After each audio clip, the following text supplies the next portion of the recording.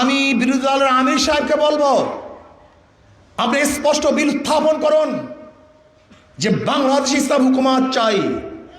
যদি bill pass না হয় তাহলে ওয়াকআউট করুন। বাংলাদেশের মানুষ জানুক যে তারা ইসলাম হুকুমতের জন্য ওয়াকআউট করছে, বারবার দাবি তুলছে।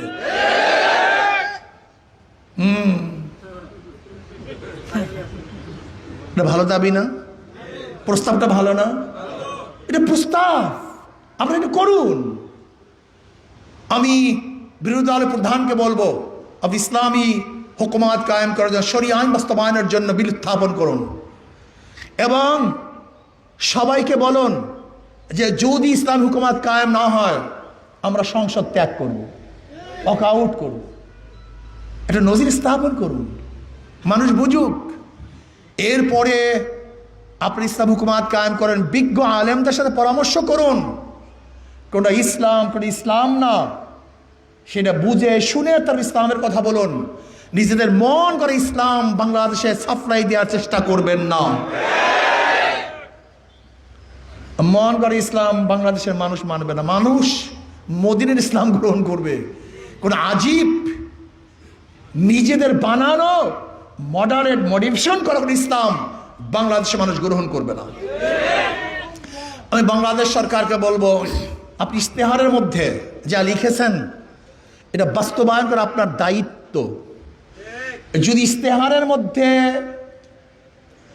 কোনো সরকার বা কোনো দল যাহা কিছু লিখবে, এরপরে তারা যদি সরকার গঠন করে নৈতিকভাবে সেটা বাস্তবায়ন করা তাদের দায়িত্ব হয়ে যায়। যদি এইটা বাস্তবায়ন না করে তাহলে সরকারে থাকার কোনো নৈতিক অধিকার তারা রাখে না। কারণ কি বলেন তো? আমি তো এই ঘোষণা দিছি, আমি শায়েখে চরমনাই মুফতি ফয়জুল করিম সাহসিকতার অন্যতম একটি নাম। তিনি আমাদের ডক্টর শফিকুর রহমানকে আহ্বান করেছে তিনি যেন বারংবার সংসদ অধিবেশনকে ওয়াকআউট করে। কেন বারংবার ডক্টর শফিকুর রহমানকে সংসদ অধিবেশনকে বারবার ওয়াকআউট করার জন্য রিকোয়েস্ট জানাচ্ছেন চরমনাই পীর মুফতি ফয়জুল করিম?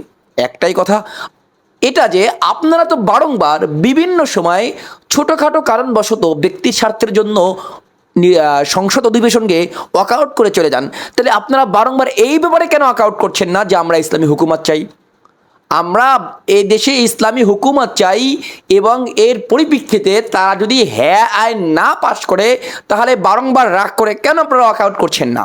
এরকম যদি বারংবার রাগ করে দু চারবার আপনারা ওয়াকআউট করেন যা শুধু ইসলামী হুকুমতের জন্য, তাহলে আশা করছি কোনো একভাবে এটা আন্তর্জাতিক মহলে যখন ছড়িয়ে পড়বে তখন তারা এটা দেখে হুঁশ ফিরবে যে বিরোধী দলের কথা গ্রহণ করা হচ্ছে না, বিরোধী দল বারংবার ওয়াকআউট করে অধিবেশন ছেড়ে যাচ্ছে।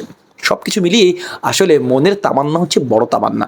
জামাত ইসলামের ভাইদেরকে বলবো, যতই কৌশল অবলম্বন করেন না কেন, এই কৌশলটা একবার একটু অবলম্বন করে দেখেন না। যে কোনো মাধ্যমে ইসলামী হুকুমতের আংশিক হলেও বাংলার জমিনে আপনারা যদি বাস্তবায়ন করতে পারেন, বাংলার মানুষ সারা জীবন আপনাদেরকে মাথায় তুলে রাখবে। পীর সাহেব চরমনাই আপনাদের সাথে 100 বার 100% হাত মেলানোর জন্য আবারও যাবে বলছি।